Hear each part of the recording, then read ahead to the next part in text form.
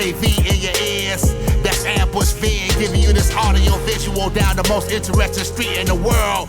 With my voice, Steve, Fascination Street. You already know, let's get it. When you whip in the Fascination Street, what do you... Hi there, this is Jeremy Swift, and you're listening to Fascination Street Podcast. And something is afoot.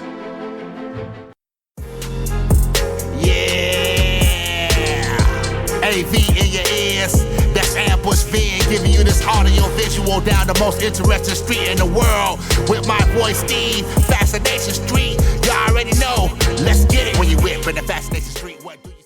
Welcome back, Streetwalkers. This episode is with actor Randy Oglesby. Randy is an actor on stage, screen, and film, and has been for so many decades, I think it might be improper to say how many. This dude has been in everything. And in this episode, we talk about some of those things. We talk about his journey coming up in the business, some of his stage work. We touch on a couple of movies, and we touch on quite a few TV series. He's had 7 characters in the Star Trek universe on multiple different shows. So we talk about that a little bit. And then also, get this, he's currently on 3 different TV shows. He is on The Burbs, which is on Peacock. He is on Marvel's Noir, which is on Amazon. And also, he is on the Apple TV series For All Mankind. He's on all 3 of those right now. We do talk about those things and some of the stories from those shows and what it's like to play some of these substantial roles. On one of those shows, he plays the President of the United States. So we talk about some of the preparation that goes into stuff like that. Also peppered in here, I ask some questions that other up-and-coming actors wanted to know. Special shout out to actress Stephanie Sinclair for helping me with some of these questions. I appreciate you, Stephanie. I hope that you got the answers you were looking for, or at least pointed in that direction. Make sure you check out all 3 of those TV shows. Again, the Marvel series Noir on Amazon Prime, as well as the Apple TV series For All Mankind, and the Peacock series The Burbs. Check all those out. And this is my conversation with actor of stage, screen, and film, Randy Oglesby. Prepare to be fascinated. Prepare to be fascinated. Prepare to be fascinated. Welcome to Fascination Street Podcast, Randy Oglesby. How you doing today, man? I'm very good, thank you. Ladies and gentlemen, streetwalkers, if you will, this is Randy Oglesby. You've seen him in everything you've ever seen on television and film. We're going to get to some of those things. But first, Randy, what I like to do is I like to start from the beginning. It helps us understand how the guests got from where they were to where they are. So if you don't mind, man, where were you born and raised? Where'd you grow up? I was born in Memphis, Tennessee. I lived there through high school and went to college at the University of Virginia. Had a quite checkered career there. What does that mean? Well, it means that I started out in pre-med with some aspirations to go into medicine. And the fall semester of my junior year, I hit the wall in a number of ways, but 4 Fs and a D. I was back in Memphis for the spring. That was interesting, and it was during the Vietnam War. While I was at home, I decided, if I'm going to do this medical thing, I'm going to have to get real serious. And there was an ad for scrub assistants in surgery. You're going to have to tell us what that means. Okay, well, you're in surgery, basically, your 2 hands. You are there to help the doctor to hold retractors. You deal with hemostats. And at that time, back in the 1969, I had 2 weeks learning sterile technique, and then I was in the operating room. I'm sorry. I'm going to have to stop you right here. Yeah. So in surgery, you're standing next to the surgeon, the operator, if you will. Correct. You're handing him the tools. He says, No, I'm not handing any of the tools. There's a specific nurse that does that. Oh, okay. I am literally just there as a pair of hands. Like when he opens a thing and says, hold this, you're holding this. That's exactly. They had these big retractors, they call them. And say that if you're dealing with not the chest so much because they have specific things, but say if you're in the lower tract, it's a big bent piece of metal that hooks over the flesh and you hold it so the operating area is open and visible for the surgeon. 2 weeks training? 2 weeks.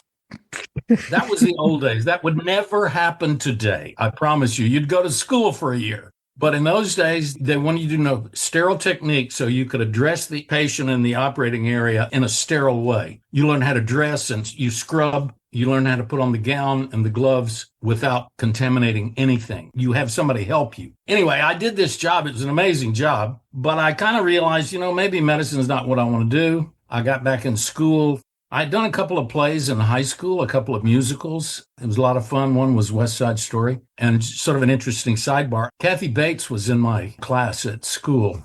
In high school? Yeah, we graduated in the same class. And I have this really great picture of all of us taking notes from the director. We were doing West Side Story. And Kathy's sitting there, I'm sitting there, and it's just a great picture of the whole crowd. But at that time, I had no aspirations to be an actor. It never occurred to me that's what I would do. Got back in college. So I was kind of reinventing myself in a way. I think I ended up doing a play, a workshop, and doing some acting. And, I kept getting cast, and that's where I started acting. Tell me why you went to New York. In those days, it's somewhat true today, although there's a lot more production all over the country now. But in those days, you went to LA or New York if you wanted to be an actor. At that time, the arts were not quite the big deal that they are today. The Cultural Revolution was in full swing. The Vietnam War was going. 1969, which was the year that I did summer school and got back in college, that was Woodstock that year. That was the moon landing. It was an amazing summer that year. People were changing. People were going into the arts. I was in the first acting class at the University of Virginia. There had been no acting classes. I was in the first film class at the University of Virginia. You didn't have people making films with their smartphones, and their iPhones like they do today. Very different time. And, when you thought about being an actor, you thought, well, I'm going to do plays and maybe go to New York, go to LA. Somebody will see me. I get noticed. I get offered something in a movie or TV. And that was kind of the route. So I went to New York. I had a friend that I stayed with for a while, and I started working with a wonderful acting teacher named Julie Bavasso. Julie's no longer with us, but she was quite a powerful woman, a great teacher. She was also a writer and an actress. You would know her because she played John Travolta's mother in Saturday Night Fever. Ah. A wonderful theater actress and a very downtown kind of gal. Ellen Stewart running La Mama was a big deal. The downtown scene in New York was a big deal, and I was living down there. So there was a whole community. I think she taught Bobby De Niro acting, or she knew him very well. Anyway, so I was taking acting lessons. I fell in love with a woman who was a screenwriter in L.A. New York was wearing pretty thin on me. I decided I would go to L.A. and see what that had to offer. And I remember I was a bicycle messenger at that time, and which was a pretty wild job. I mean, you ride in all weather. I was riding in complete snowstorms and I found $40 on the street, which was enough money to get me to Los Angeles. On the Gray Rabbit, it was a hippie bus line that traveled with one stop, maybe two stops. I think we stopped in maybe Phoenix and Denver and then LA. It took about 5 days to do that. Anyway, I got to LA. The affair is completely shot, of course. You knew that would happen. That was a wash. Try to make a long story short, I'd done enough plays to know that after about 2.5 weeks into rehearsal, I just didn't have the tools. I had to depend on the director too much. I didn't have my own personal sort of toolkit as an actor. So I wanted more training. So I ended up auditioning for the American Conservatory Theater. They had a summer training program. I had gone to LA with I had a motorcycle and a cat. I sold the motorcycle. I got in the summer program at ACT for acting. I took my cat and I went to San Francisco. And I ended up in the program in the summer, and I was able to go into the regular 2-year training program. Anyway, I ended up in San Francisco for 7 years. Oh, wow. 3 years in the acting school, the third year of which you were doing small parts on the main stage. And then I was in the acting company for 5 years. In those 7 years in San Francisco, I did 40 plays. Oh, wow. Yeah. And at that time, agents from Los Angeles would come down to see the work at ACT. It was a big theater, 1,500 seats, equity house. You make a nice salary. And they would hire an entire acting company of 35 people for 9 months. Oh, wow. You would do probably 5 plays on the main stage and 2 or 3 plays on the second stage, which was like a studio theater. And it was just a great training ground. The theater was created by a guy named William Ball. Bill was the artistic director at that time. And he directed plays as well. The whole idea was based on a classical English repertory theater company. You would have your leading men, your leading ladies, your character men, your character ladies, your juveniles, your ingenues. They would put a whole company together based on what they figured they would need to cover all the various parts that could come along. I got to do big plays, big parts, a lot of character parts as well. And it was just a great training ground. In 1982, that was the last year I was there. That was the last year they hired a full company because they lost their NEA grant and couldn't afford to do it. They were doing rotating rep, which means you could do 3 completely different big plays in a week. So, you learned a lot. It was just a great experience. And everybody that was involved in that at that time, we're all still sort of close to each other because it was such a remarkable time. But an agent, a good agent, Michael Bloom, had come to San Francisco and seen me in a show or shows. And when I got to Los Angeles in 82, the summer of 82, I had an agent. And thus it began. So let's go back to New York. You're doing a bunch of plays in New York? I was mostly studying acting and trying to make a living. I auditioned for some soap operas. I never had a proper agent.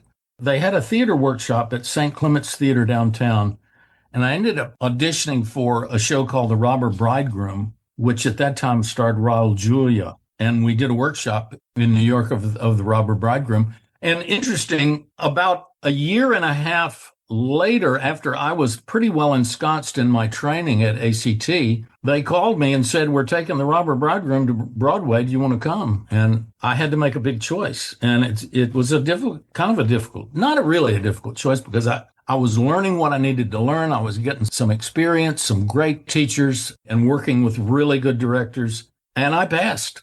I said, no, I'm going to stay in school. I also was in school on a full scholarship. And I also had a part-time job as a desk clerk in a residence club. And so I was able to make enough living. At this residence club, you get room, board, and $50 a week. So that was enough to keep me going and while I attended class.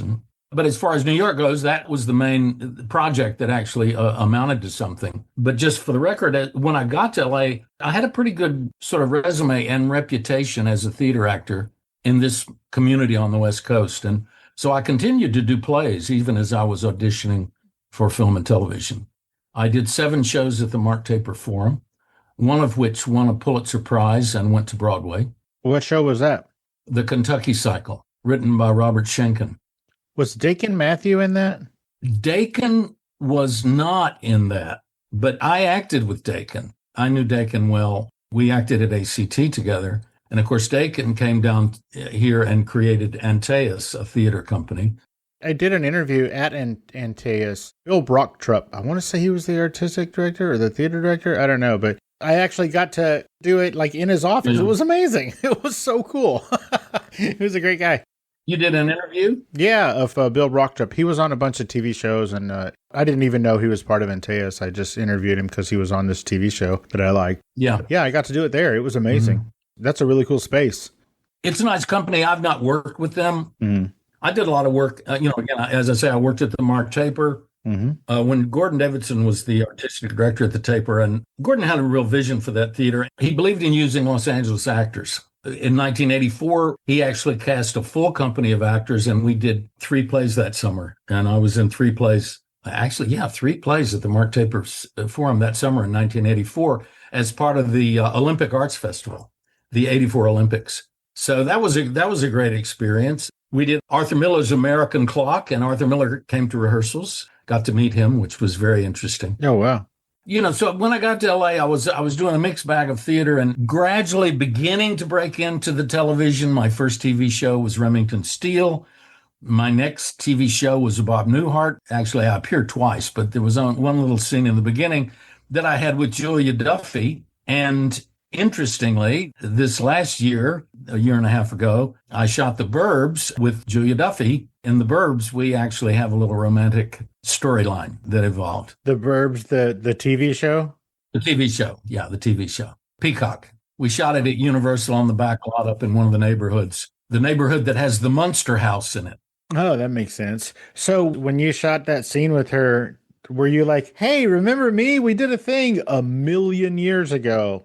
Yeah, I did see her before we worked. We were there, to work on the same day, and we were sitting waiting to work. And I introduced myself, and we met again. And She remembered that scene. It was kind of a wild, stupid, ridiculous scene. I played a ridiculous character, a crazy guy that manages to get into the TV station, and she's the receptionist, and she screws up by letting me in. But yeah, she remembered that scene. She said people used to talk about that scene for a long time. It was so goofy. That's hilarious.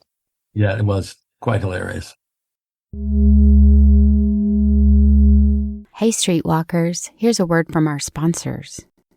Beneath a dead world, humanity's last survivors live in Subterra. I care about one thing, keeping Subterra's power uninterrupted. If Subterra goes dark, we are doomed. A buried city of chipped citizens, forgotten miners, and those who have never seen the sun. You took a big risk coming here. I didn't have a choice. Go back home, girl. You'll get killed down here, or worse. But in the lower levels, the unchipped have become invisible, and invisibility breeds rebellion. We want justice for our dead! You will learn to obey. When a rigged trial ignites the darkness, a blind orphan, a bunker princess, and a rebuilt combat robot are thrown into a fight that could change everything. Fellow citizens of Subterra, you are here to witness the adjudication of an unchipped bunker orphan known as Ace. You want me to lie? I want you to help me clear your name. By blaming Ace for something he didn't do? He's innocent, and you're gonna kill him. What I have set in motion will change this place forever. There will be a new order in Subterra, and it will not be kind to people like you. No. I'm staying here. Stay here, then. Stay and die. Because underground, hope doesn't disappear. It survives. Let the battle begin! Advance! Defend your home! Defend your brothers and sisters! Subterra. Available now. Download wherever you find podcasts. Let's get back into it. My sister, she's an actress. Oh, yeah? She's been in some things, and she had some questions about some audition behavior. You want to help me out here? Sure. Now, you have played everything from smaller functional roles to more substantial guest and recurring roles. When you get an audition, how do you approach those types of roles differently? You don't really approach them any differently. I mean, it's the same. The work is the same. The process is the same. You have a scene or two scenes or three scenes, whatever, and you work on them. Before COVID, we went in person and auditioned, which I really enjoyed. It was more difficult because if you were going to try to be off book, which you kind of wanted to be off book, they always said, oh, you don't have to be off book. But it was always better if you were really good enough with the words, with the text, to really connect with who you're reading with, because you're just going to come across much clearer. So it was a little more difficult in terms of that. But now, after COVID, they didn't want people to come into offices. So this self-tape thing started. At that time, occasionally you would do a Zoom audition, but most of the auditions, you make a tape. And, when you're making a tape, you can take all the time you need in whatever studio or at home to get it solid and to make it as perfect as you want. But you're not bringing yourself into the room, and they're not getting a sense of you in a bigger way. And I always felt better when I could get in the room and they could get a feel for my presence. Your presence is different. That makes sense. How do you walk the line between trying to be useful to the story and memorable in the audition? Well, you got to do both. You hope you do both. Hopefully you make a choice that is going to work. It's got to work for the story. You're serving the story, whatever it may be. And whatever choices you make have to sort of stay within the boundaries of that. I just always figured try to be as honest and truthful as you possibly can and let the chips fall where they may. I don't think we have as much control over the impression we make. I was always pretty much a purist in the sense that I just did the work as best as I could and hope for the best. Well, it has definitely worked out in your favor all these years. You mentioned choices. You go in and you're making a choice. How do you know when to do more or when to do less? Like, how do you determine that choice? Good question. The nice thing about when you go in the room or if you have a Zoom audition, you're working with the casting people. And if you're going off in a direction, they can give you a note and say, look, let's try it a little differently. Maybe don't do quite so much there. And coming out of theater, I did have a little bit of a tendency to be too big. I would blow out the frame a little bit. Because in the first probably 15 years, I didn't have 2 or 3 months on a movie or wasn't a regular in a show. I was always jobbing in and out as a guest star. So you work for a week, you work for maybe 2 weeks, maybe you do a movie, get a couple of weeks, 3 weeks, maybe a day here, a day there. So I didn't have a lot of time in front of the camera. It took me a long time to put in that time in front of the camera. So coming out of stage, it took me a while to sort of get really comfortable with the camera and how to work with the camera there. But it's all about connecting with your partner. I mean, that's really what you're doing. That's what you're focusing on. Do you think that's the only way to get comfortable in front of the camera is just repetition?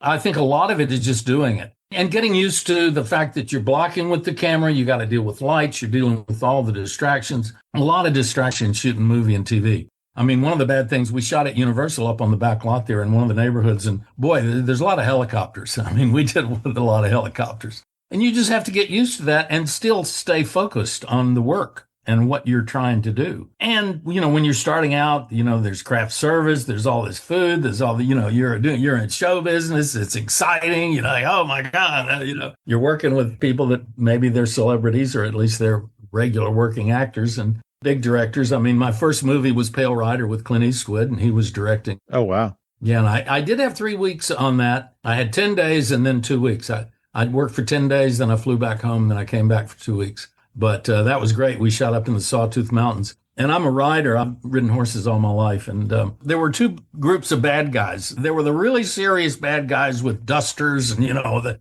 they were really, really definitely lethal. And then there was sort of the doofus guys. And I was one of the doofus bad guys. And one of the wonderful things about it, the head of my gang of bad guys was a wonderful actor named Charlie Hallahan, who I'd worked with at ACT and I'd done plays with. And it was just a real thrill to be able to do that movie with him. But this leads me to one of my sort of interesting vignettes or stories about Hollywood. And I'll start out by saying, Jimmy Stewart said luck was really important. You had to have some good luck.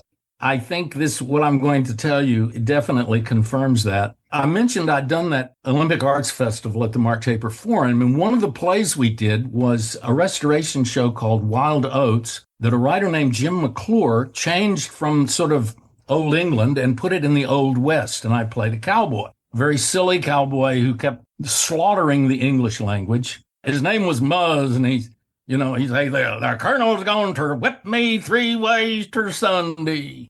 And I'll tell you this, I got the dialect by reading Teddy Roosevelt's Dispatches from the West. Really? I'm telling you it's true because they say I'm going to do this or to do that, and you put it like that, and pretty soon you're sounding like a cowboy. And so I put that R in there when I'm going to say it. So I play this ridiculous cowboy named Muzz, but a young casting agent saw the play, and he was responsible for bringing me in to read for Pale Rider, Eastwood's Western. Well, I did the show. We did the movie. It was great. Another sidebar. When I got the part, I didn't have any lines, but they said they're going to write some for me. Well, forget that. That's never going to happen. They'll tell you that every time. And I didn't have a name. So when I got to the set to start shooting, I'm this character. I said, well, who am I? What's his name? He said, well, you come up with a name. I said, well, you know what? I want to be called Elam. It was an homage to that great Western character actor. What's his name? Elam. I can't think of his name now. Jack Elam. He had a bad eye. He played all these bad men for years. He was a great guy. Everybody loved him. He was a real staple in Hollywood. Jack Elam. Yes, it was an homage to Jack Elam. But anyway, so that became my name in the movie, and that's what's listed in the credits. I'm Elam. But about 3 years after Pale Rider aired, I ran into this young casting director. He said, you want to know how you got that part? I said, yeah. How did that happen? He said, well, I was sitting at my desk and I had a stack of Polaroids right next to me, and your picture was on the top of those Polaroids. And Clint Eastwood came by my desk and looked down at those Polaroids and saw your picture, and he said, let's use this guy. Wow, luck indeed. Yeah. Wow. So all you young up-and-coming actors, just make sure you find out what a Polaroid is, get one, and then go put it on everybody's desk. Right. I guess Polaroids don't exist anymore either. That's hilarious. Like I said, you've been doing this for quite some time. What do you think makes your auditions stand out over other auditions? Why do you think you're so successful? Again, I think you just have to be authentic. You have to have personalized what you're going to say and invest yourself in it, and also identified who you're talking to, who's in that scene, who's opposite you, what do they mean to you. It's all make-believe. It's all making stuff up. You're playing, you're pretending. It's just real serious pretend. And probably it helps sometimes to just remember that sometimes they're looking for something specific and it might not be you. That's right. And you may not get the job. Or you may come up with an angle. You're just doing what you think is right, and they like it, and you will get the job. But, a lot of times you don't look right. There's a million reasons you're not going to get the job. And I would say over the years, a lot of times, I was lucky if I'd get 1 out of 10. I'd audition 10 times and maybe one of them. Back in the late 80s and through the 90s, you could be auditioning 3 or 4, some people 5 times a week. You could be doing a lot of auditions before something would drop.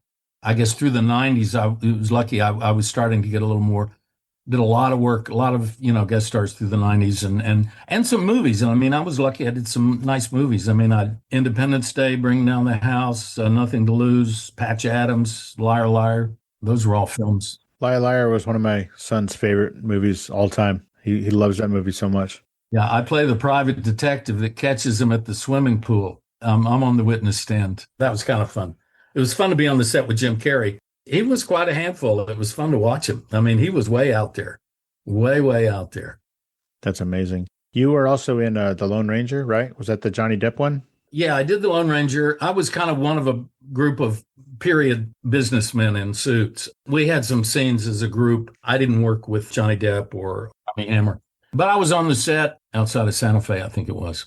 So The Lone Ranger and Independence Day, you were in both of those, along with one of my very, very early on previous guests, a man named Rance Howard. Are you familiar with that guy? I think I would recognize him. The name is very familiar. He's been in just about everything that you weren't in and some of the stuff you were in. He was in that. He was a great guy. Yeah. And his son, Clint Howard, he's pretty close to you in that he was in 5 different Star Trek series. And you have been in 7. And from what I understand, that might be the record. I think somebody else has 7. Oh, really? Now, one reason I get 7 is because in one of the episodes I play twins. So I get to count those as 2 people. That's hilarious. That's really funny. Akel and Rokel. Yeah.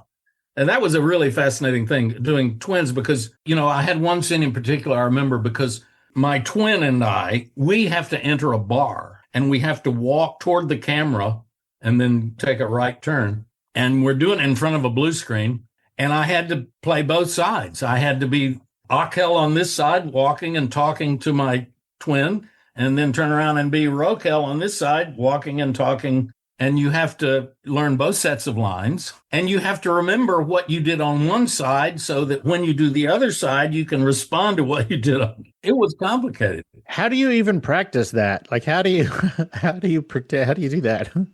You just learn the lines and, rehearse it as well as you can. I do a lot more rehearsal now than I did in the early days. A lot of days I would just memorize the lines and work on it at home and have the text good.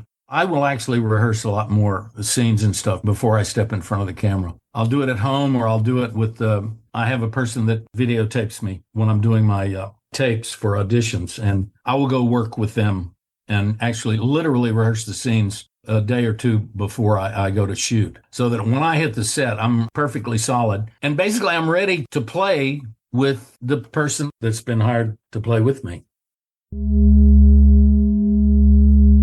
Hey, Streetwalkers, here's a word from our sponsors. Warning. Not listening to Fascination Street podcast may cause unexpected side effects. Side effects may include sudden fits of boredom, irrational curiosity about everything you missed, the inability to name your favorite podcast interview, spontaneous ignorance of obscure celebrity stories, talking to coworkers about nothing because you didn't hear the latest episode. Other symptoms may include excessive use of the phrase, "Wait, what happened?" Chronic seriousness with no trace of laughter or delight, unexplainable urge to scroll aimlessly instead of being entertained. In rare cases, not listening may lead to wandering aimlessly through podcast apps, overexposure to true crime reruns, and thinking you're cooler than you actually are. If you find yourself experiencing any of these symptoms, stop what you're doing immediately and download Fascination Street Podcast. Ask your podcaster if Fascination Street Podcast is right for you. Spoiler alert, it is. Let's get back into it. You have done a lot of stuff in the David E. Kelly universe. Mm-hmm. Tell me a story about being on Ally McBeal. Give me a Callista Flockhart story. No, I wish I could. I don't know that I ever worked with her. I'll be honest with you. I don't remember a lot about what, some stood out. Sure. There were roles that stood out over the years and situations. I don't know if it was a Kelly show. One of the shows, I'm a lawyer, and one of the Hemingways was in this show, and there was some witchcraft in it. Wow. My character gets turned into a little chimpanzee. And it was funny.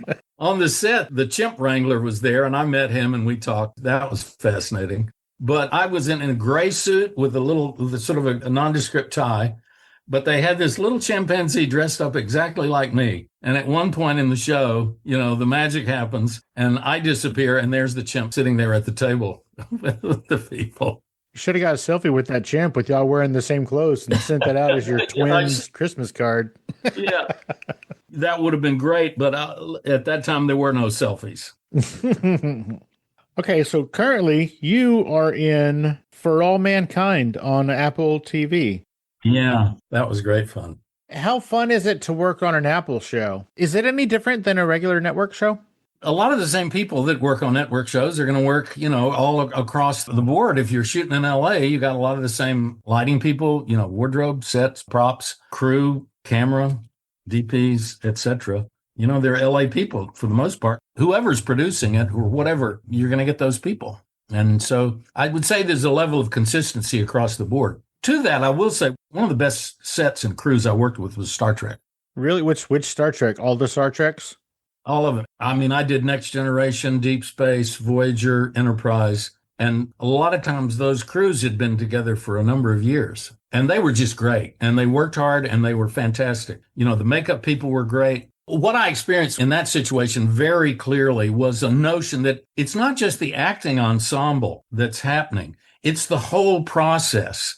And when you're working with a really good crew like that, who've been together a while, it's a regular job for them. They want to keep that regular job. They're going to show up and work hard every day. And Star Trek was very much like that. You could feel them get into the story. In Enterprise, I had an 11-episode arc. And so I had a long story over the course of that season. And you could feel the crew getting involved in your story. It was great. And another sidebar, I played a scientist who had created a bomb that destroyed Florida and was working on a bomb that would blow up the United States. I was part of a group of people on a planet called the Xindi, and I was a humanoid, but there were other Xindi there was reptilians and aquatics and sloths. And one of the reptilians was played by an actor that I was on Broadway with Kentucky Cycle. Scott McDonald. Yeah, we spent years together working on Kentucky Cycle.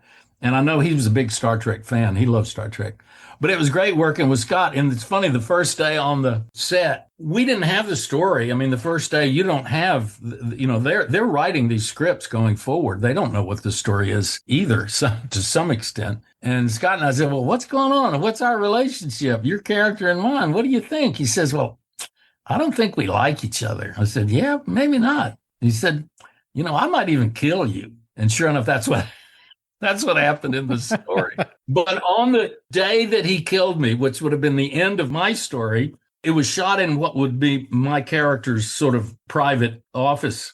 And normally there would have been 6 or 8 crew in there to work the scene, to handle shooting the scene. I bet there were 20 people there to see that last scene. And so you got a sense that they were there, kind of like your audience watching what you're going to do. And that just makes it fun. And if you're a theater person, you get used to that. You love that. That audience is a big part of it. Real quick, back to For All Mankind. You play the President of the United States. Yes. Who do you draw inspiration from? I mean, like for President of the United States, you got, 40-something different versions of an actual president to choose from. Do you go off of any of those, or are you just trying to be your own president? That's a good question. And it's a funny thing. I don't think I had a model for the president. In season 3, I play a conservative Republican governor who's invited to run as the vice president to a young ex-astronaut woman who's running for president. And we win the election and I become vice president. So I'm vice president in season 3. And season 5, they bring me back as president because I have beaten Al Gore. It's weird that they would use a real person. That's so funny. Yeah. Well, if you see that season, they have a clip of Al Gore, and I don't know how they did it. I'm not sure if it's a clip. It may be a clip or it's his voiceover. I don't know if they got him to do it. I don't know how they did it, or if they AI'd it. I'm sure they would have gotten permission. But anyway, I beat Al Gore, so I become president. I think, I'm a Southerner. I can certainly relate to Midwesterners in a sense of the down-home quality. I think of LBJ. You think of certain politicians that are of a certain ilk that have that kind of quality. I put a little bit of a dialect on it. I made him sort of a Midwesterner with a little bit touch of dialect. Not so much that it was Teddy Roosevelt. No, I wouldn't do Teddy. Well, Teddy was a New Englander. No, it wasn't Teddy Roosevelt. But, and the thing is, you're president. The stakes are huge. The stakes are massive. It's a very serious job being president. And so you just bring that with you. But I did not have a specific model when I did it. There's another show that you're on where you played the chief of police. Let's talk about the Marvel series, Spider Noir. How did that roll about, and what platform is that on? It's on Amazon. I think it may be on MGM too. Now, that was interesting because the audition was a very short scene. I think I have like 4 lines, and I had been auditioning a lot. And the young gal that does my taping for me that I work with, who is very helpful. She's an actress. She knows acting, and it's great to work with her because we'll play with stuff, and she's very helpful. She wasn't available, so I just shot it at home, and my wife, held the camera and read the other side, and we did it in one of the room in our house, and that was wild because I'd been doing a lot of auditioning. I didn't know what it was. I knew it was Spider Noir, but I knew Nick Cage, and I'm not sure if I even knew Brendan Gleeson was in it at that time, but an actor that I really respect and admire, Brendan Gleeson. But we shot it at home and sent it in thinking, well, we'll do it and see what happens. And there wasn't a lot to work with. Again, it was pretty straightforward. That you're in a period, it's 1930s noir. There's a kind of sense of style and that come along with that genre. And sort of you lean into that a little bit and just keep it honest and truthful and let her rip, see what happens. Since it was such a short audition, you said it was like 4 lines or something, and you didn't even really have a chance to prepare with your regular partner. Right. What do you think it was that tipped it into your favor? I could not tell you. Nice. Maybe I looked right, I think you look right. I think you look like a police chief from the 30s. I agree. I've seen it now and in black and white, and I see it and I see myself and say, yeah, I can buy that. And I kind of feel that way about the president on For All Mankind. I look at that and say, you know what? Yeah, I kind of buy into that.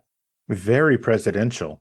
I don't know about that, but I don't like watching myself very much. I mean, like a lot of actors, it's kind of hard to watch yourself. I'm pretty critical. A lot of stuff I'll say, yeah, that's okay, but, somebody else could maybe do it better. But in this case, in both these cases, I would say, yeah, I think I've hit a point at my age and in my career that there are some parts out there that I'm still quite right for. Not as many as there used to be. When you're in your 30s, 40s, 50s, there's a ton of roles, cops, lawyers, judges, you name it. A lot of my peers, many people have retired. Some people have died. There is an element of attrition that it kind of is in my favor. Yeah, like I think we just lost Anthony Head today. Oh, did we? Yeah. Oh, wow. Yeah, I think he was 71 and he passed from like complications of pneumonia or something like that. Really? Yeah, that's like hot off the press. Where I sit, that's young. Well, where I sit, that is also young. That's the age of my my parents, but still pretty young. Oh, they're that age? Yep. Yeah.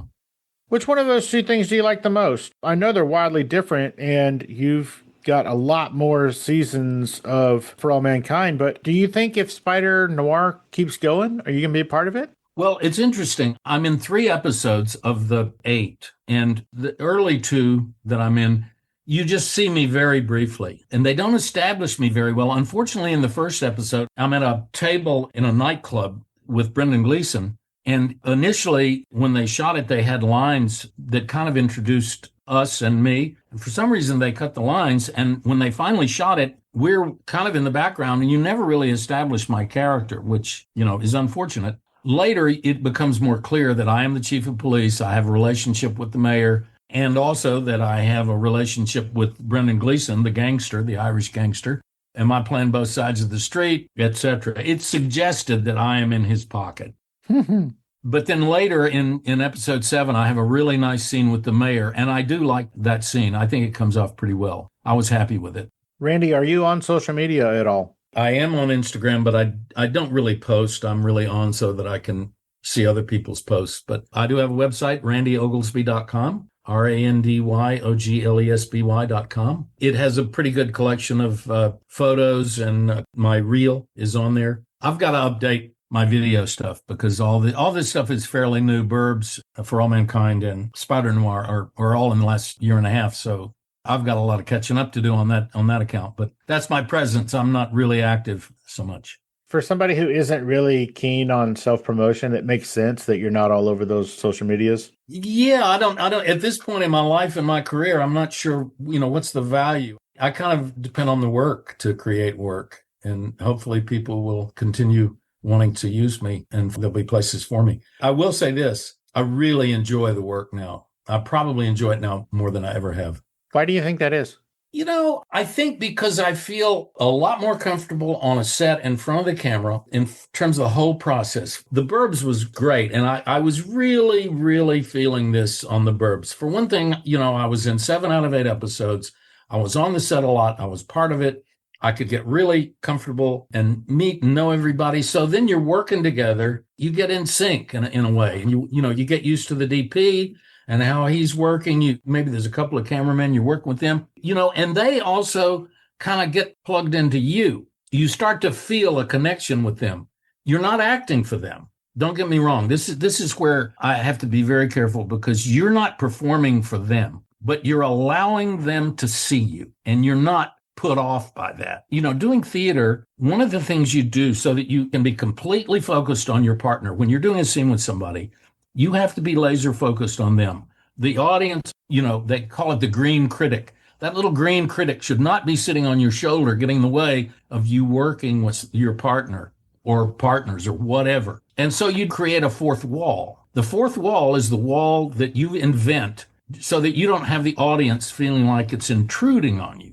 Say you're in a sitting room and the audience downstage is your fourth wall, and you put pictures on it, maybe a window. You've created this wall that keeps you in the space that you're working in and where you need to focus and be real. When I started doing film, I still had some of that notion of protectiveness, and the camera, I would sort of protect me from the camera. And lately I've been thinking, I really think you allow the camera to come into the scene, to be part of the scene. It's a silent partner, but you're allowing the camera in to see you. And you can do things to help that. You can help the cameraman, with the blocking. You pay attention to what they need as well. It doesn't mean you're not concentrating on your partner. It doesn't mean you're not, again, laser focused on that. So I just feel more comfortable, and working with Keke Palmer was great, Jack Whitehall, and Kapil Talwalkar.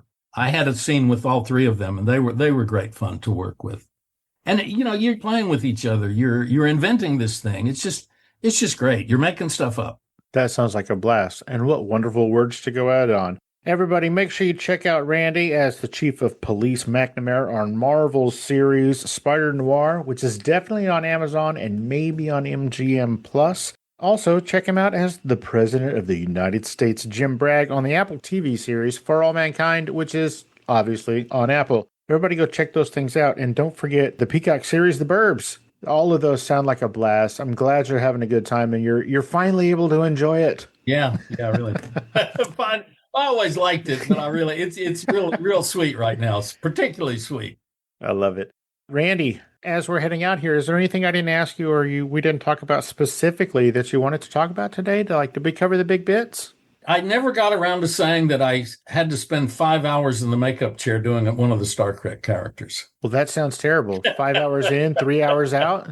It was 5 in and about 3 to get out, yeah. That sounds terrible. It's not terrible because they're really good people you're working with, and you just kind of get in the zone with it. Which Star Trek series was that? Deep Space, and it was a character living in a container on an asteroid, and he kidnaps Nana Visitor, who played this character that was pregnant.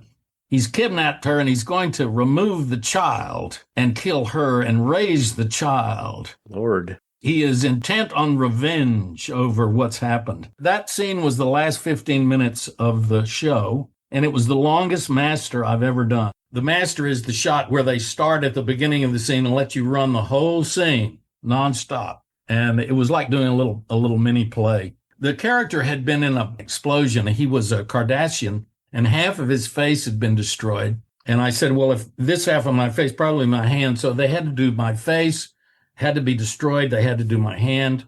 And it took 5 hours. So part of this was your fault because you said, don't stop at my face. Keep going. Well, exactly. But I figured my hand should be damaged as well. It's all logic. Because whatever happened, even if it didn't get your hand on accident, you would have put your hand up. Come on now. Something's happening. Yeah. Anyway.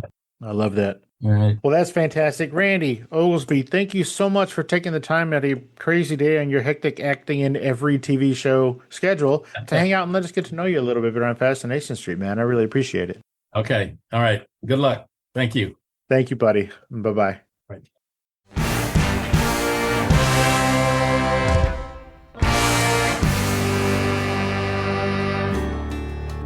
Opening music is from the song FSP Theme, written, performed, and provided by Ambush Vin. Closing music is from the song Kosh, written, performed, and provided with the blessings of Kosh Mojo himself. If you like the show, tell a friend. Subscribe and rate and review the show wherever you listen to podcasts. All episodes are available ad-free at patreon.com/Fascination Street Podcast. And don't forget to follow the show on YouTube, Spotify, Instagram, and TikTok. And again, thanks for listening.